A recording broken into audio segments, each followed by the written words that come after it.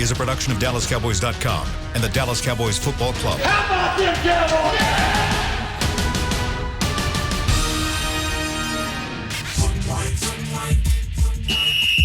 Let's go, baby. Are you ready for a break? Yes. Are you ready for a break? Absolutely. Ready for a break?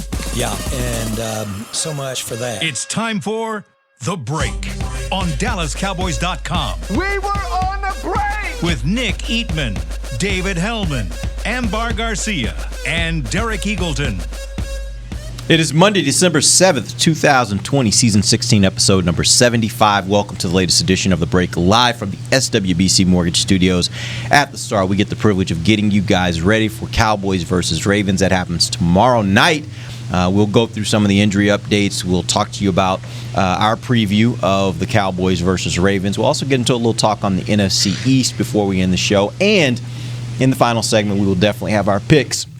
And we want to hear from you guys. So if you have questions, make sure you send them to @CowboysBreak on Twitter. Amber will pull those. We'll get to some questions in the third segment as well.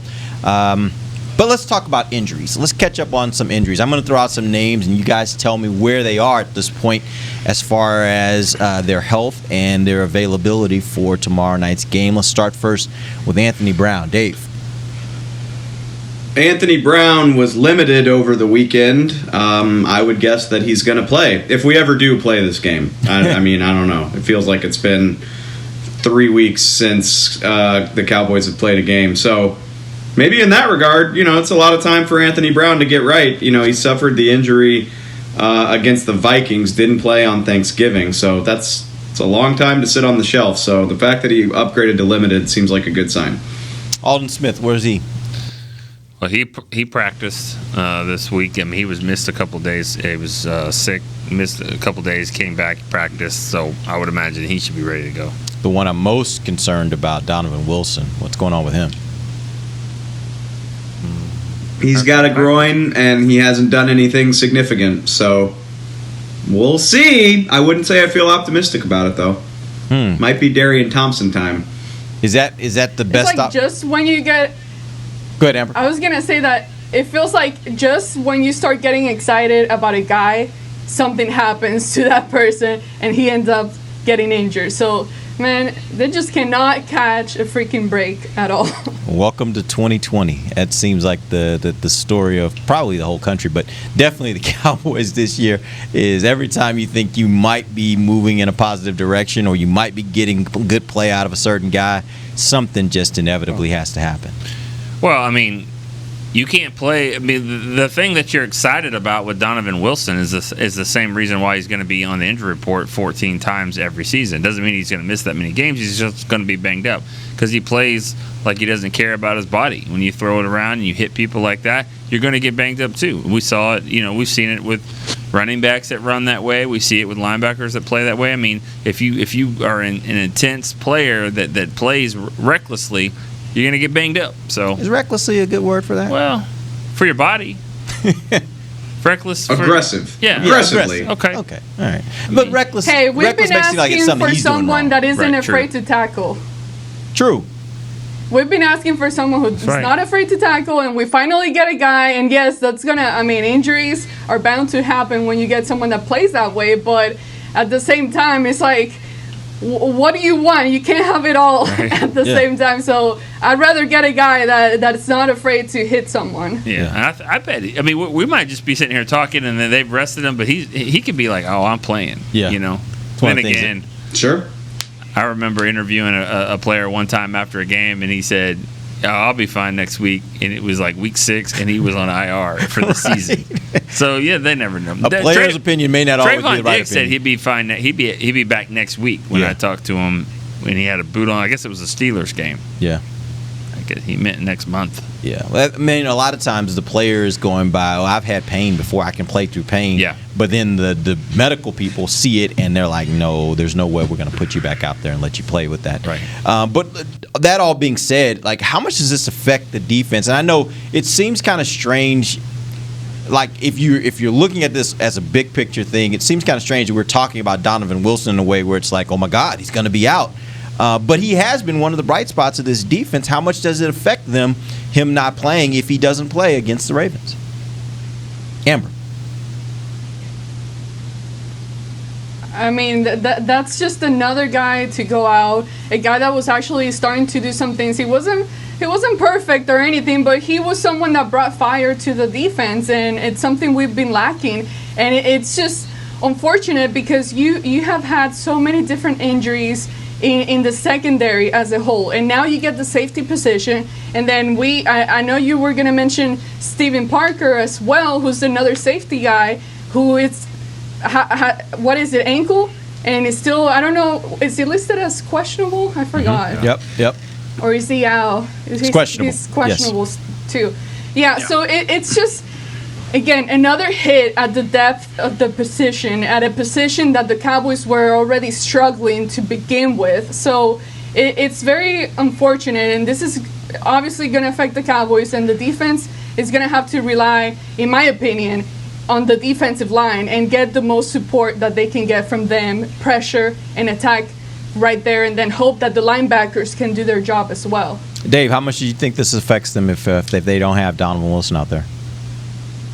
You know, when you first asked the question, like, my immediate reaction was like, this ain't Tyrann Mathieu, you know? But now that I'm thinking about it, it probably would not be very good, because Donovan Wilson, he's got a lot of work to do in coverage. Like, that's where he seems to struggle. That's the hardest part of playing safety, so that makes sense. But what does he do well?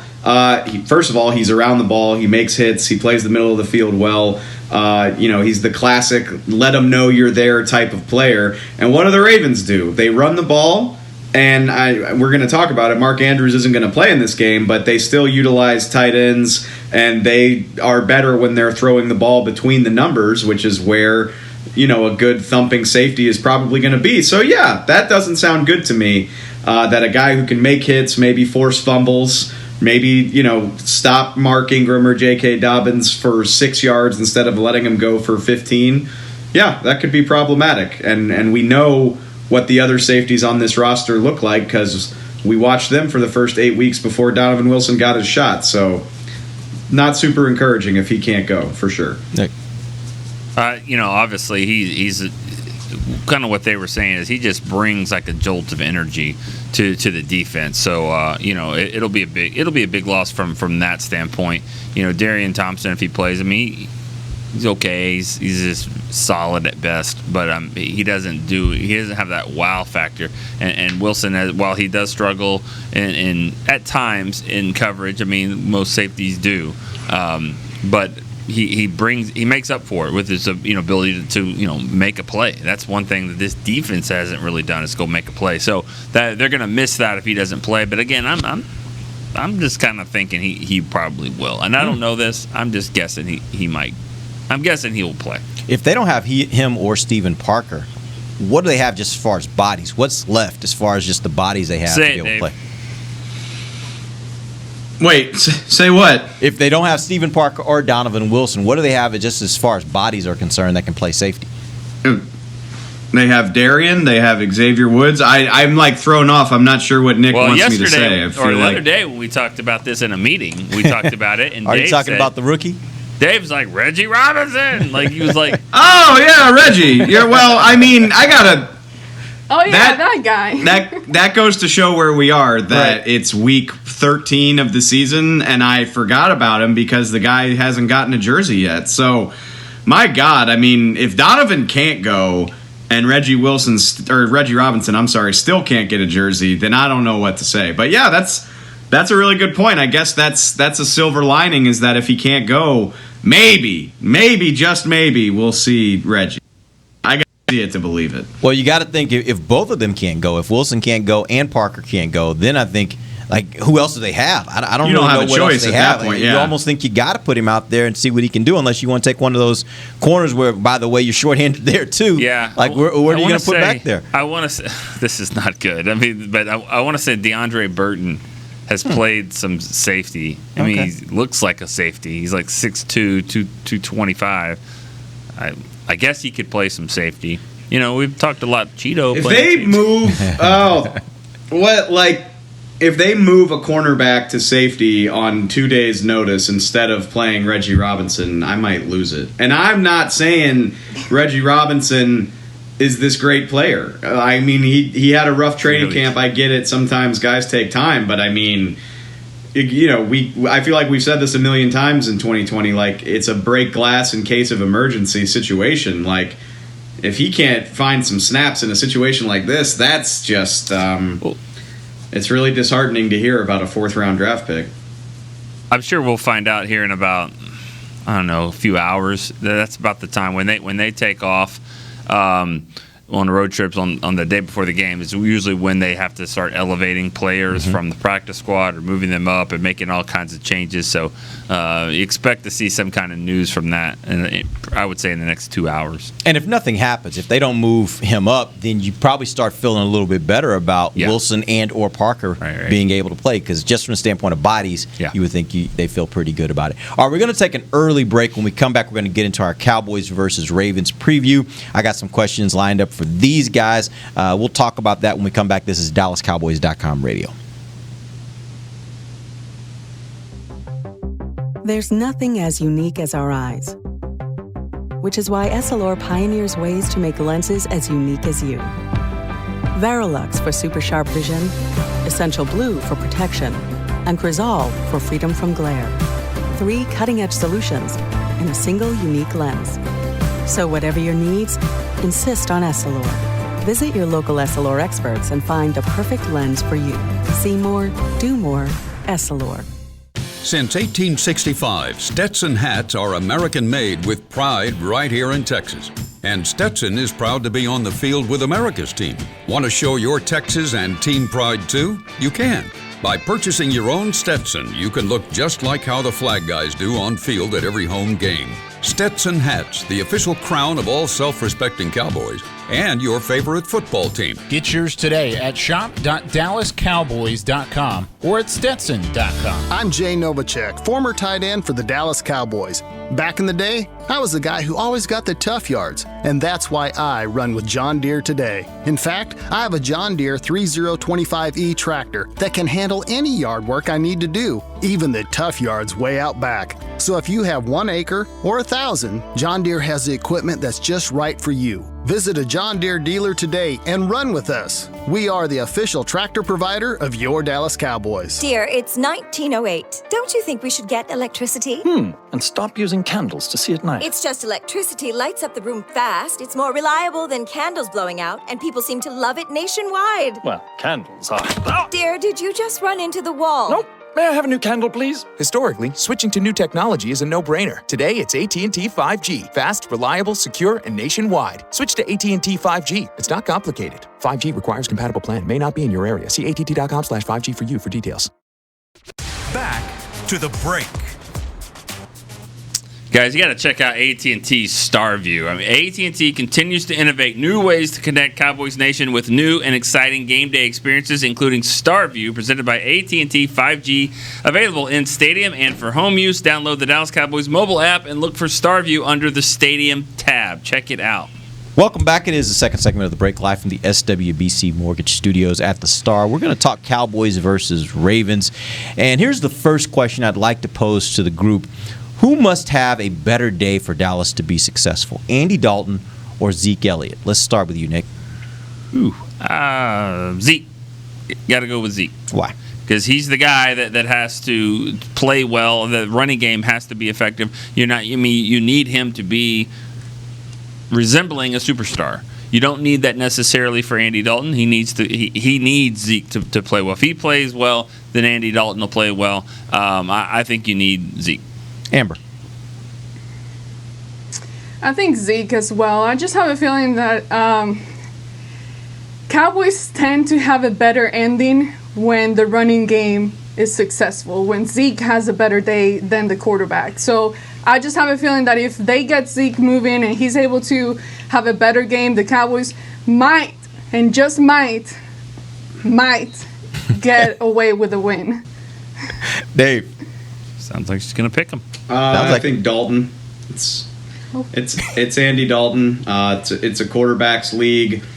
I don't think I mean, could anybody tell me the last time like Zeke took over a game and just made it happen when the other stuff wasn't working? Like passing game's not there, quarterback can't stay upright, and Zeke, it just didn't matter. Like Zeke went full Derrick Henry and did it all himself. Because I couldn't tell you the last time that happened. I think running backs tend to have great days when the quarterback is keeping a defense honest.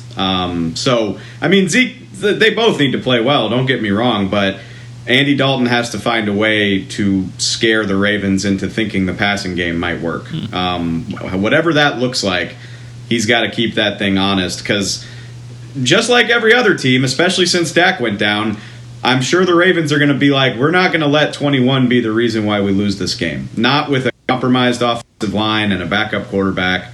So I would assume they're going to focus on Zeke, and they'll probably be successful because teams usually are when they do that. So Andy Dalton's got to get him out of that mindset. So he needs to have – it's more important that he has a good game, in my opinion. That just seems – it's funny. Amber and Dave have completely different answers there. I mean, and because you think about it, the quarterback – we've seen the quarterback play really well here with stats and yards and all that, and then get their ass kicked and lose. So, and I agree with Amber on that one. Like, when Zeke plays well, when the running game is there, they typically win. So, I've seen the running game do well and then win way more than I've seen the passing game do well and then lose. So, I think it's the running game. I'm not trying to say, like, one's right or wrong. I mean, I'm just saying I don't know if I've seen that before. Well, the running game works well when you just dictate the game to the other team. Like when you can do what you want, they can't stop you. Typically, like right off the top of my head, I can't get this game out of my head is the loss to the Vikings last year where Dak threw for like 430 yards and Zeke really wasn't doing much of anything, and they did lose that game. I would argue that they maybe lost that game because they took the ball out of their quarterback's hands in crunch time. But I just think I think running success is a byproduct of winning the game and being the better team more often than not, unless you just get a Barry Sanders or Derrick Henry day from. My point is, I mean, we haven't seen one of those from Zeke in a long, long time, in my opinion. To that point, do you think Zeke has become or has always been the type of back that needs great blocking in order to be successful? And do you think that's a fair way to judge a running back? Dave, let's start with you. I mean, what is the evidence that suggests that that's not true? And further, I've said this a million times. I still think it's true. Like I'm not worried about Zeke in the long term. When this offensive line is a little bit healthier and the starting quarterback is healthy, I think he'll be just fine. But I mean, where's the evidence to suggest that he can make it work all by himself? So is that fair? Is that fair to judge him in that way, though, when he's making the amount of money he's making? That is how you should judge him. Yes, those are the expectations that come with a $15 million salary, and I've said that again. Like I'm a broken record sometimes, but it's not ideal. Like Zeke is just not a generational running back who doesn't need talent around him to make it work. And honestly, there's probably only 5 or 6 guys in the history of the NFL that you can say that about. So it's not a knock on Zeke that's true. It's just an unfortunate circumstance. So like I said, I'm not trying to rush to cut the guy or make him take a pay cut. It is what it is, that I'm just not sure he's that caliber of running back. Amber. I mean, Dave's answer is a smart answer.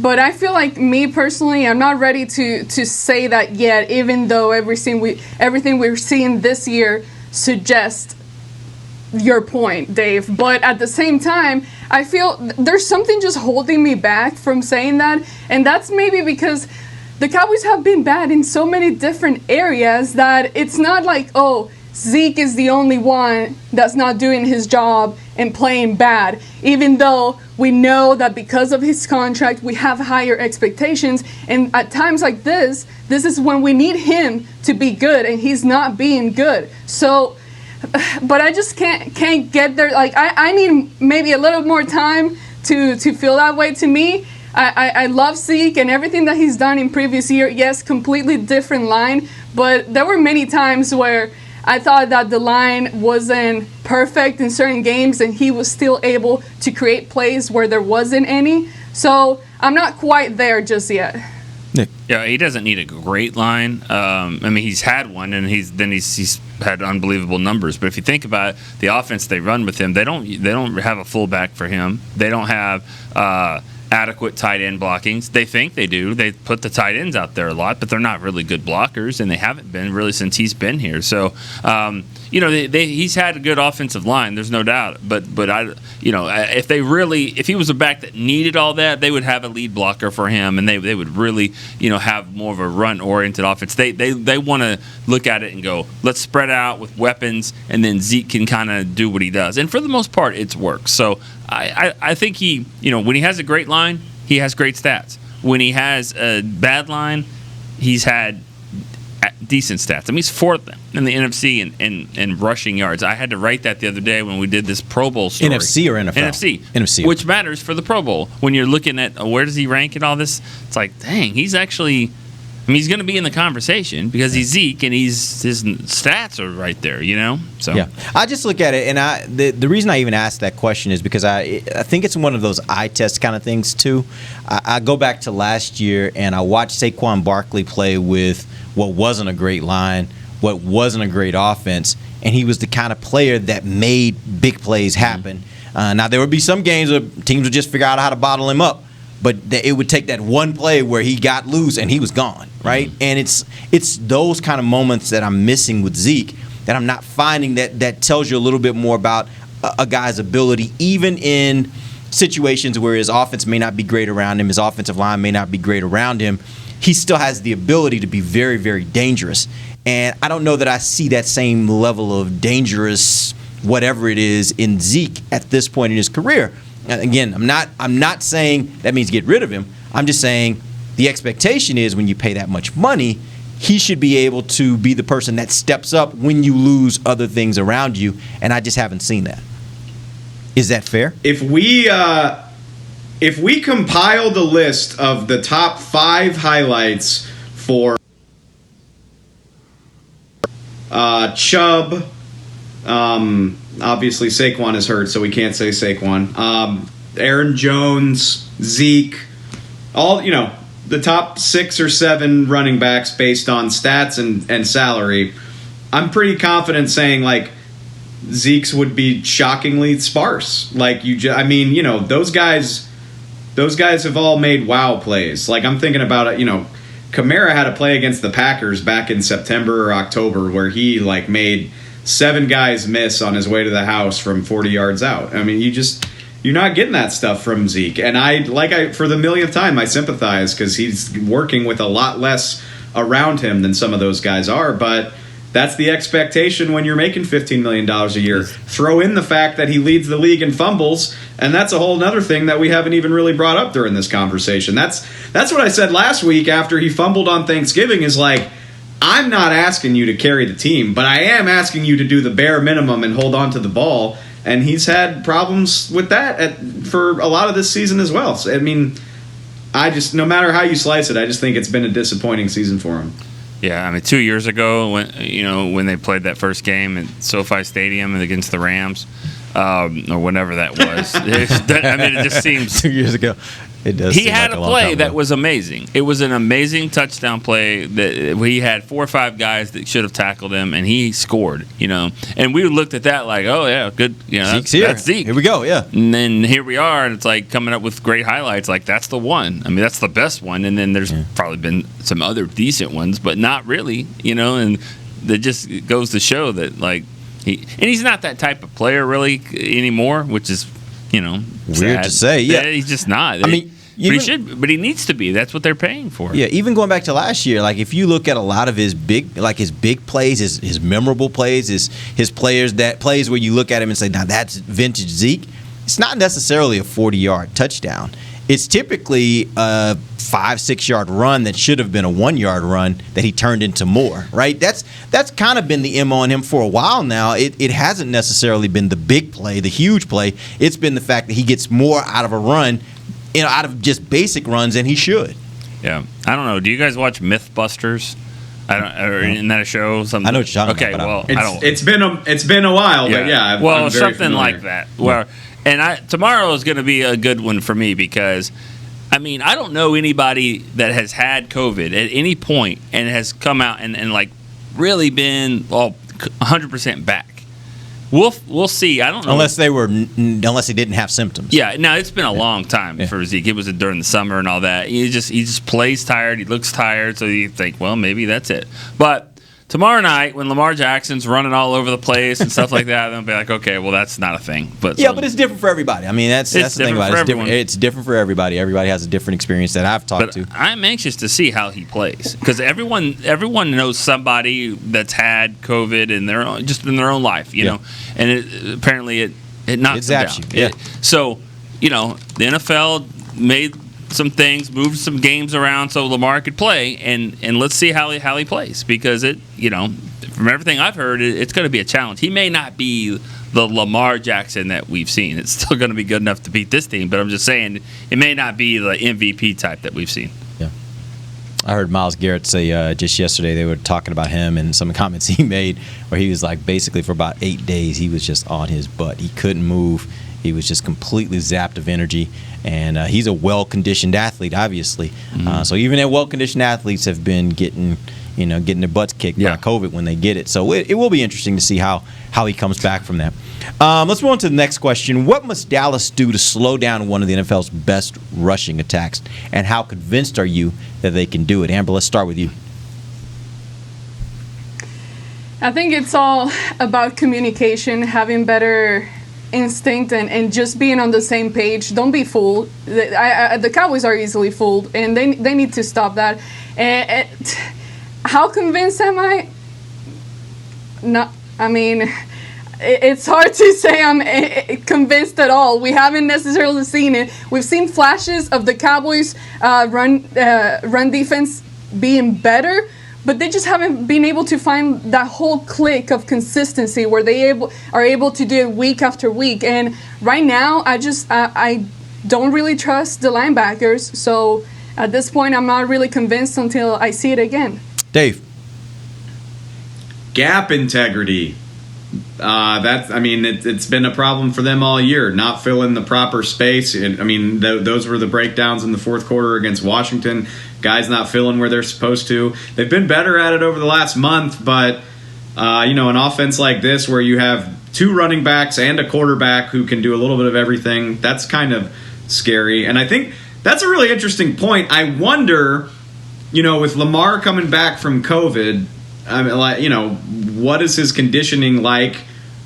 Do the Ravens trust that he can do that type of stuff right now? If the guy's doesn't have his wind up, if he's still short of breath or whatever, anything that might have to deal with that, are you really going to ask him to run 8 to 15 times in a game? So that's curious. I wonder if that might make him a little bit more one-dimensional, maybe make it a little bit easier to defend. But I don't trust them at all because I'd say they've had issues with gap integrity and handling their assignments. They've played 11 games. They've had issues in 9 of the 11 with that. So I don't trust it, but that's what they need to do. Nick. Yeah, you have to just sell out for it, and you have to say, all right, we're gonna do everything we can to stop the run. And if Lamar Jackson steps back there and connects on long touchdown passes to Marquise Brown or whoever their star receivers, Bryant. Okay. Dez Bryant. I'm talking about guys that are going to get deep. I'm not talking about tight ends. I think that Dez can still make a play, but I'm talking about down the field deep play. I think you just got to let Lamar Jackson do it. He didn't win MVP because he's the best thrower in the world. He's great at what he does when he's on, but you got to see if he's going to be himself and see if he can throw the ball, and you have to just stop those runs. So I'm loading up for the run, and I'm going to let those corners are just going to have to play. Well, I mean, he did really have he had a great passing season last year as well. Now, he's not been that good as a passer this year, and this might be the kind of game where they look at it and say we might need to throw the ball a little bit more because his wind may not allow him to run as much as we typically. I'm talking as though I'm Baltimore, he may not be able to run as much as we normally would want him to run. So this may be a game where they have to throw it a little bit more, and in those instances, maybe he can rekindle some of that of what he was doing last year as far as the passing game is concerned. It'll be interesting because he does not have what is right now his best receiving threat, which is Mark Andrews. Right now, Mark Andrews leads them in receiving yards, and receiving touchdowns. How much do you expect that helps Dallas now with Mark Andrews projected to be out? Nick, let's start with you. That helps because, I mean, you don't have to be an all-pro tight end to hurt this team. I mean, we've seen it. Tight ends have given the Cowboys a problem for the last couple of years, especially when you put them on, if Jalen has to be in coverage. Even safeties. I mean, they struggled there. And that's what tight ends are supposed to do. They're supposed to be mismatches, and the really good ones, like in Mark Andrews, can find the mismatch. But I think this certainly helps them. I'm curious to see where they use Dez in this game. He probably will play. I'm not going to call him a tight end, but I think he'll play some of that underneath stuff and be the safety valve for Lamar Jackson, like a tight end would be. Amber, what do you think? I agree with everything that Nick said. Do you guys know how fast are the tight ends that they currently have right now that we would be expecting to play? Because I think fast is one thing that hurts the Cowboys. Speed. And regardless of us talking about players, defensive players from the Cowboys having certain speed, that to me, that's something that they're currently lacking. At least in these past few games, they just seem so slow compared to the opponent.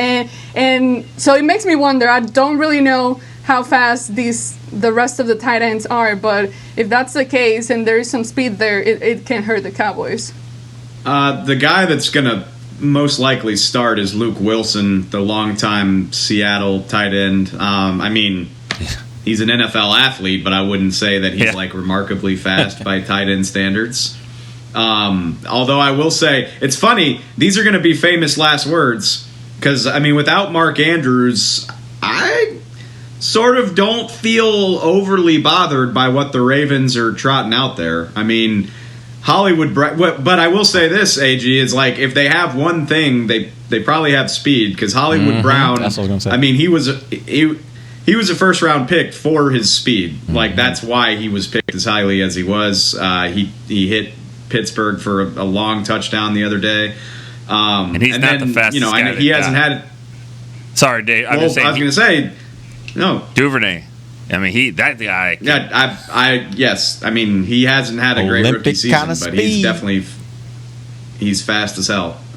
So yeah, that's famous last words. But I'm not terrified by the stuff they throw out there behind Mark Andrews. But all it takes is one play, and we know the Cowboys are good for giving that up. So do we like Anthony Brown with bad ribs on like Duvernay and Marquise Brown? Well, see, that's also part of the issue here. Is we started the show talking about the safeties, and when you're talking about a team that has a ton of speed, I certainly don't feel great about the idea that you're going to put cornerbacks that are not your starting cornerbacks. You got two guys who either one definitely will be out, one that is gimpy at best, that are going to be that aren't playing cornerback or playing cornerback in a gimpy way, and now they're going to be expected to cover these fast guys with, by the way, some safeties not playing that you would normally have out there. So it doesn't sound like the running game. I know that's the part you got to be worried about, but it's sounding more and more to me like the passing game will be the opportunity for Baltimore, and also can be the Achilles heel for Dallas.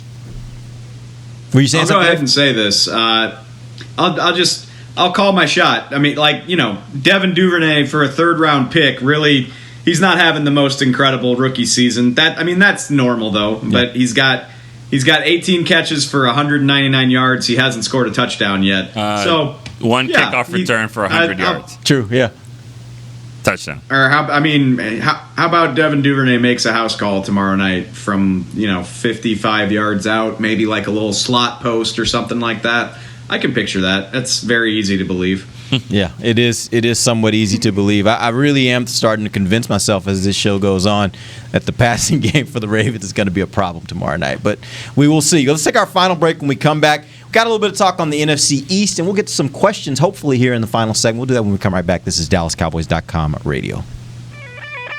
We're back with a tasty treat that's sweeping airwaves and taste buds. It's new Dr. Pepper and Cream Soda. Let's take a listen. Dr. Pepper and Cream Soda's here. A new combo that's music to my ears, okay. Let's play. Cream Soda and Dr. Pepper time. Pour it in a glass of ice. Music to my ears and mouth. New Dr. Pepper and Cream Soda. A delicious duet. There's nothing as unique as our eyes, which is why Essilor pioneers ways to make lenses as unique as you. Verilux for super sharp vision, Essential Blue for protection, and Crizal for freedom from glare. 3 cutting-edge solutions in a single unique lens. So whatever your needs, insist on Essilor. Visit your local Essilor experts and find the perfect lens for you. See more, do more, Essilor. The Cowboys way, where 16 Hall of Famers and 5 championships shows us what success looks like. Where turkey is always the second best part of Thanksgiving Day. Where we are all defined by one single thing, the star. Where we as fans know it's our job to keep the tradition going. Bank of America is proud to be the official bank of the Dallas Cowboys and to support the quest of living life the Cowboys way. Copyright 2020, Bank of America Corporation. Dear, it's 1908. Don't you think we should get electricity? And stop using candles to see at night. It's just electricity lights up the room fast. It's more reliable than candles blowing out, and people seem to love it nationwide. Well, candles are... Dear, did you just run into the wall? Nope. May I have a new candle, please? Historically, switching to new technology is a no-brainer. Today, it's AT&T 5G. Fast, reliable, secure, and nationwide. Switch to AT&T 5G. It's not complicated. 5G requires compatible plan. May not be in your area. See att.com/5G for you for details. Back to the break. Don't miss your chance to get tickets to see the Cowboys at AT&T Stadium this season with home matchups remaining against the 49ers and Eagles. A limited number of tickets are on sale now. Get yours today at DallasCowboys.com/tickets. Welcome back to the final segment of the break live from the SWBC Mortgage Studios at the Star. Let's talk a little NFC East. Yesterday, Sunday slate of games, New York Giants are lined up to play the Seattle Seahawks. If you guys are anything like me, you probably thought, this is we know what's going to happen before it happens. However, the New York Giants get a win against Seattle. They are now on a 4-game winning streak that includes wins that win against Seattle, but also wins over Philadelphia and Washington in the division. They now lead the division at a record of 5-7 after starting 1-7 to begin the season. Are they the best team in the division? Let's start with you, Dave. Yeah, I guess I want to see what Washington looks like today going against Pittsburgh, but yes, I think you have to say that. I mean, how impressive is that to go on the road to Seattle, Russell Wilson, having it. I mean, they might have just killed Russell Wilson's MVP campaign. 12 points. They had 5 for most of the game. I don't think Seattle scored till the final few minutes. Their defense is only allowing 18 points per game. They do it without Daniel Jones. I didn't realize this, but the loss to the Cowboys where Dak got hurt dropped them to 0-5, and they're 5-2 since. And we'll see. I mean, we'll see just how good they are because basically every game they have left is against a playoff contender. I think they go Arizona, Cleveland, Baltimore, and finish it up with Dallas. Yep. I mean, if they can win 3 of those, that's pretty damn impressive. Heck, if they can win 2 of those, that's impressive. I mean, right now, I don't know who you look at in the division and say they're doing better than the Giants. So yeah, for sure. Amber. Yeah, I agree. I mean, they're the ones winning games right now. We can't say.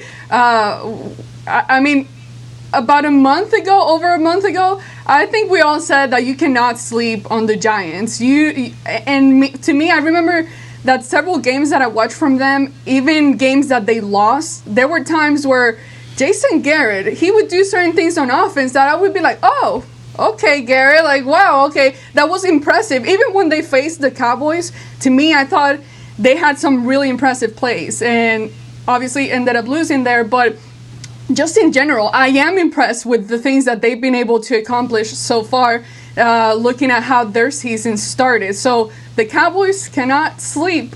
This thing is getting away from the Cowboys, so they need to step it up because we're here headed to the finish line. So right now, I would say, yes, the Giants are the better team right now, which is crazy to say, but they are. Nick. Well, if they've lost 4 in a row, that means that the 4 in a row? I mean, if they've won 4 in a row, the one before that, I believe, was the Buccaneers, where it was on Monday night. I mean, that didn't seem too long ago, and they had a chance to win that, at the very end of the game, 2-point. Oh, they lost a lot of close games this year, no doubt about it. I think, they are the best team. It's funny how you see that game against Seattle. It's just a game of inches. I guess they lost by 5 yesterday, 19-14. I mean, if you saw, there was a blocked punt in the game where it lands right in the guy's hands to catch it for in the end zone, and he fumbles it out. It's a tough play to make. They finally get it, and the guy's hand's out of bounds, so it turns into a safety. So that's a 5-point difference right there, and they lose by 5. I mean, it's a game of inches. I don't know. Seattle obviously shouldn't have lost that game, but yeah, the Giants are playing better. But all it takes is if Washington beats the Steelers, then you're like, well, they're the best team. And if they don't do that, and if the Cowboys beat the Ravens, I don't think you would say they're the best team, but you're like, well, that's the one team the Cowboys can sweep this year is the Giants. So, they'd be sitting pretty. Now, they got to go beat the Ravens. But, I mean, we could be sitting here 2 days from now talking and going, well, that's if the Cowboys win or Washington wins. Yeah, I still think Washington is the better team. You look at Washington's schedule down the stretch, too. I think they got the easier road to go. I know they got Pittsburgh tonight, but after that, they got San Francisco, they got Seattle, who is not playing at its best at this point in the season. They got Carolina, and then they end with Philadelphia. So they got a schedule that seems very manageable down the stretch. And I think Washington actually, from the standpoint of just their personnel, I think they're the better team. I think they got a better defense. I think their offense is probably comparable to the Giants' offense. And so I think matched head-to-head, I think they're better than the Giants. I will be interested to see what they do tonight because Pittsburgh has been flirting with losses for the last few weeks. Like they've been playing there on the edge for the last few weeks. The likelihood they go undefeated, that's not a very likely thing for any NFL team. I think at some point it catches up to them. This could be the night where it kind of catches up to them and the Washington football team finds a way to get a win here. But if they get the win tonight, I will be sold that Washington's going to win this division. If they don't, I still think, looking at their schedule down the stretch and looking at the Giants' schedule down the stretch, I still think they're in the driver's seat to be the winner of the division. They ain't winning tonight. I know you got Washington colors on, Derek, but they're not winning tonight. That has nothing whatsoever to do with it, and certainly wasn't a part of my decision making this morning. But no, can we all agree that even the Cowboys are in a better spot than the Philadelphia Eagles, though? Oh gosh, I mean, what a dumpster fire of a team. Oh god, do you think they're going to stick with Jalen Hurts? Yeah, stick with. I mean, they brought him in yesterday, so they're going to stick with him now? I mean, at this point, they're going to stick with him, or are they going to pull the old, hey, we just thought, Carson was having a bad game, a bad 10 games, and so we wanted to give him some relief in that game, or do they really make this change and go with Jalen Hurts for a few games? I don't know. I didn't see how he played. Did he play better? He got a touchdown. He was fine. He threw a touchdown. He was like he was fine, but he did throw a touchdown, and it just speaks to how bad Wentz has been that Hurts looking fine looked a lot better. I think you don't have to get rid of Carson Wentz, but I think Carson Wentz just needs to go detox somewhere. He needs to go just go to a mountain cabin and just turn off the phone for a month and just I just think his head's got to be all kinds of haywire, just trying to handle the criticism and the pressure and all that. It just doesn't seem like he's coping very well with it. So maybe he can still be a good quarterback, but I would give Jalen Hurts a chance to just let Carson Wentz breathe for a second, because I think he's not having a good time right now. Yeah. I think one of the things we're figuring out through all this season is once we get back to next year, Dallas clearly, in my opinion, has the better quarterback in this division. And if that means anything, which I think it does in an NFL where quarterback play is the most important thing, I think that matters for the Cowboys over the next several years, assuming they can get a deal done and actually secure his services for the next several years. All right, real quick, let's go ahead and get some picks here before we end the show. I'm going to start first with you, Nick. Which way you go on this one? I just don't trust the Cowboys to do this. I think that it could be close. I was kind of wavering a little bit because I think Baltimore's going to be so messy with just everything that's happened, but maybe not. Maybe they're a little bit rejuvenated, but I see them winning the game. I think it'll be somewhat close, but I'm going to say 23-12. Okay. Amber. I hope the Cowboys win, but I just can't get myself to pick them, despite of like Nick mentioned, all the issues that everything that the Ravens have been dealing with currently. It might not be a clean game or anything, but at the same time, I think that they still managed to beat the Cowboys. And I would imagine it's a close game, but something higher, like 22-20, and Cowboys just lose another game. All right, Dave. It's a vicious cycle where you say you don't trust the Cowboys to go on the road, a favorite that wears purple, and that's exactly what they do against the Vikings. And then you're like, all right, well now maybe they'll get on a little bit of a roll. No, Washington just rolls right over them.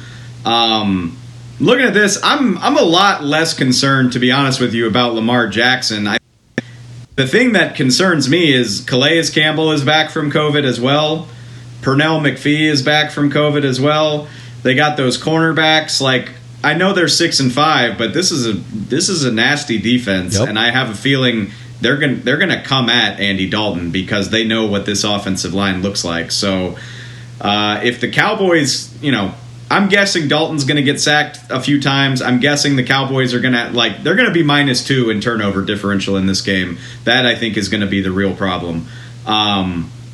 So hey, last time I picked against them, they went up and beat Minnesota, so maybe I'm wrong, but I just think Baltimore grinds out like a 23-10 win. Just not a very pretty thing to watch, but that's where we're at.